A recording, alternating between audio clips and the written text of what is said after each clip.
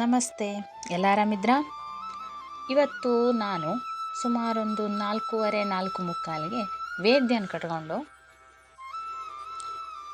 ಹೆಗ್ಗೆ, ಹುಕ್ಕಳೆ, ತಂಡಾಗುಂಡಿ, ನೀಲ್ಕುಂದ ಅಂತ ಊರೆಲ್ಲ ಸುತ್ತಿಸ್ಕೊಂಬಂದೆ. ಕಾರಣ ಏನು ಅಂದರೆ, ಬರೀ ನಾಳೆ ನಡಿಗೆಗೆ ಏನು ಬೇಕು ಅಂತ ಹುಡ್ಕೋದಷ್ಟೇ ಇರಲಿಲ್ಲ. ಇವಳು ಬೆಳಗ್ಗೆ ಅಕ್ಕ ಶಾಲೆಗೆ ಹೋದಾಗಿಂದ ಶುರು ಮಾಡ್ತಾಳೆ. ನಾನು ಶಾಲೆಗೆ ಹೋಗ್ತೇನೆ, ಕರ್ಕೊಂಡೋದ್ರೆ ಅಲ್ಲಿ 1 ನಿಮಿಷನೂ ಇರಲ್ಲ, ನನಗೆ ಅಕ್ಕ ಬೇಕು, ನಾವು ಎಲ್ಲಾದರೂ ತಿರ್ಗೋಕೆ ಹೋಗೋಣ, ಈ ಥರ. ಇಡೀ ದಿನ ಊರೆಲ್ಲ ಸುತ್ತಿಸಿ ವಾಪಸ್ ಮನೆಗೆ ಕರ್ಕೊಂಬಂದರೆ ಗೇಟ್ ಕಂಡ ತಕ್ಷಣ ಮನೆಗೆ ಹೋಗೋದು ಬೇಡ ಅಂತಲೇ ಅಳ್ತಾಳೆ. ಏನು ಮಾಡೋದು? ಅದಕ್ಕೆ ಇದು ಒಂದು ನೆವ ಆಯಿತು. ನಾಳೆ ಅಡುಗೆ ಏನಾದರೂ ಕಾಣುತ್ತಾ ಅಂತ ನೋಡೋಣ ಅಂತ ಹೋದ್ವಿ. ಸ್ವಲ್ಪ ದೂರನೇ ಹೋಗಿದ್ವಿ, ಮನೆಯಿಂದ ಒಂದು 11 ಕಿಲೋಮೀಟ್ರ್ ಆಗ್ಬೋದು ಈ ಊರೆಲ್ಲ. ಮತ್ತು ಏನಾದ್ರು ಬೇಕು ಅಂದರೆ ಇಷ್ಟೆಲ್ಲ ದೂರ ಬರೋ ಅವಶ್ಯಕತೆ ಇಲ್ಲ, ಮನೆ ಸುತ್ತಮುತ್ತನೇ ಸಿಗುತ್ತೆ. ಆದರೆ ಇವಳೊಬ್ಳು ರಗಳೆ ಪುಟ್ಟಿ ಇದ್ದಾಳಲ್ಲ, ಅವಳನ್ನ ಕರ್ಕೊಂಡು ಬಂದೆ. ಹೀಗೆ ಬರುವಾಗ ದಾರಿಲಿ ಕಂಡಿದ್ದು ಈ ಗುಡ್ಡೆ ದಾಸಾಳ ಹೂವು. ನಾವೆಲ್ಲ ಗುಡ್ಡೆ ದಾಸಾಳ ಅಂತ ಹೇಳ್ತೀವಿ, ಕೆಲವೊಬ್ಬರು ಕಾಡು ಕೇಪಳ ಅಂತ ಹೇಳ್ತಾರೆ. ಪಾಪದ ಗಿಡ, ಯಾವ ಆಗತಿನೂ ಬೇಡ, ಬೇಸಿಗೆ ಮಳೆ ಎಲ್ಲ ಕಾಲದಲ್ಲೂ ಹೂವಾಗುತ್ತೆ, ಹಣ್ಣಾಗುತ್ತೆ, ತಿನ್ನೋಕ್ಕೂ ರುಚಿಯಾಗಿರುತ್ತೆ. ಈಗ ಮಳೆ ತುಂಬ ಬಿತ್ತಲ್ಲ ನಮ್ಮ ಕಡೆ, ಅದಕ್ಕೆ ಎಲ್ಲ ಹೂವು ಚೆನ್ನಾಗಿರಲಿಲ್ಲ, ಸ್ವಲ್ಪ ಕೊಳತೋಗ್ಬಿಟ್ಟಿತ್ತು. ಒಂದು ಗಿಡದಲ್ಲಿ ಒಂದು ಗುಚ್ಛ ಹೂವಿದೆ ಅಂದರೆ ಅದರಲ್ಲಿ 3 ಹೂವು 4 ಹೂವಷ್ಟೇ ಚೆನ್ನಾಗಿರೋದಿರುತ್ತೆ, ಪೂರ್ತಿ ಹುಳ ತಿಂದುಬಿಡಿರುತ್ತೆ. ಅದಕ್ಕಾಗಿ ಅಷ್ಟು ಸಿಕ್ಕಿದ್ದು ನನಗೆ ಸಾಕಾಗಿಲ್ಲ. ಹೀಗೆ ಮುಂದೆ ಬಂದ್ವಿ.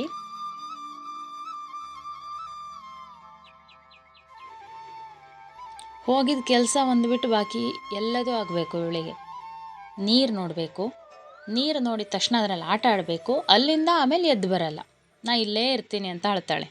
ಇವಳನ್ನು ಕರ್ಕೊಬರೋ ತನಕ ಸಾಕಾಗೋಯ್ತು. ಅಂದ ಹಾಗೆ ಈ ನೀಲ್ಕುಂದ ಅನ್ನೋದಿದೆ ಅಲ್ಲ, ಇದು ನಮ್ಮ ಉತ್ತರ ಕನ್ನಡದಲ್ಲಿ ಜಾಸ್ತಿ ಮಳೆಯಾಗೋ ಪ್ರದೇಶ. ಕರ್ನಾಟಕದಲ್ಲಿ ಅಂತ ಕೇಳಿದಂಗೆ ನೆನಪಿತ್ತು, ಹೋದ ವರ್ಷನೇನೋ, ಅದು ನನಗೆ ಪಕ್ಕ ಮಾಹಿತಿ ಇಲ್ಲ. ಆದರೆ ಉತ್ತರ ಕನ್ನಡದಲ್ಲಂತೂ ಜಾಸ್ತಿ ಮಳೆ ಬೀಳೋ ಪ್ರದೇಶ ಈ ನೀಲ್ಕುಂದದ ಹತ್ರ ಒಂದು ಮುಳುಗುಂದ ಅಂತ ಇದೆ, ಅಲ್ಲಿ. ನಾವು ಮನೆಯಿಂದ ಹೊರಟಿದ್ದೆ 4:15 ಆಗಿದ್ದರಿಂದ ಇಷ್ಟೆಲ್ಲ ಸುತ್ತಕೊಂಡು ಮತ್ತು 11 ಕಿಲೋಮೀಟ್ರ್ ಹೋಗಿದ್ವಲ್ಲ, ಸುತ್ತಾಡ್ಕೊಂಡು ಬರೋ ತನಕ 6 ಗಂಟೆ ಆಗಿತ್ತು. ಸ್ವಲ್ಪ ಮಟ್ಟಿನ ಹೂವು ಸಿಕ್ಕಿದೆ, ನೋಡೋಣ ನಾಳೆ ಏನು ಮಾಡೋದು ಅಂತ.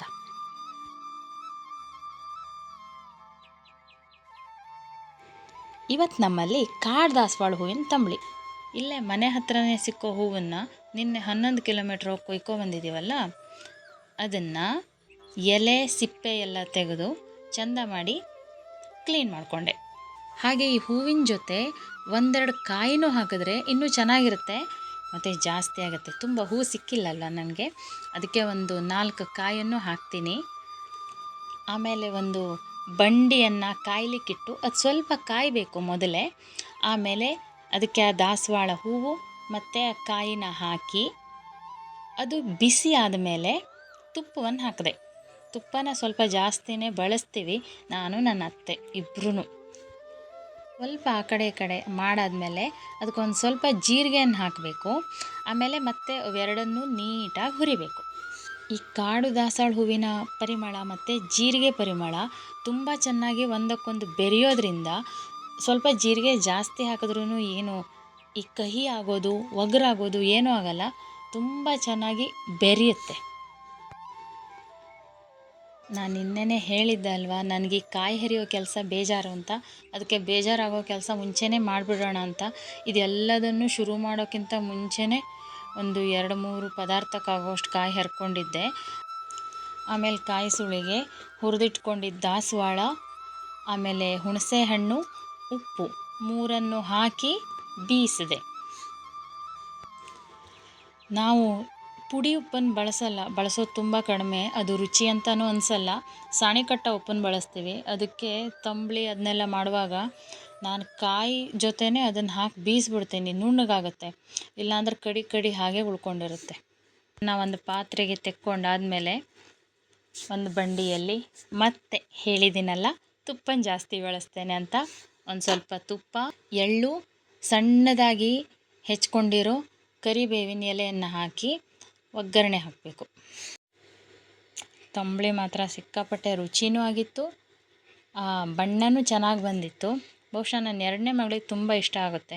ಯಾಕೆ ಹೇಳಿ, ಪಿಂಕ್ ಕಲರ್ ಅಲ್ವಾ, ಅದಕ್ಕೆ. ಇವತ್ತಿನ ನನ್ನ ಈ ಲಾಗನ್ನು ಇಲ್ಲಿಗೆ ಮುಗಿಸ್ತೀನಿ.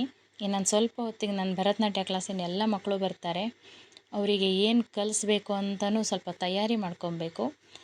ನಿಮಗೆ ಈ ಲಾಗ್ ಇಷ್ಟ ಆಗಿದ್ದರೆ ದಯವಿಟ್ಟು ಲೈಕ್ ಮಾಡಿ. ಧನ್ಯವಾದಗಳು.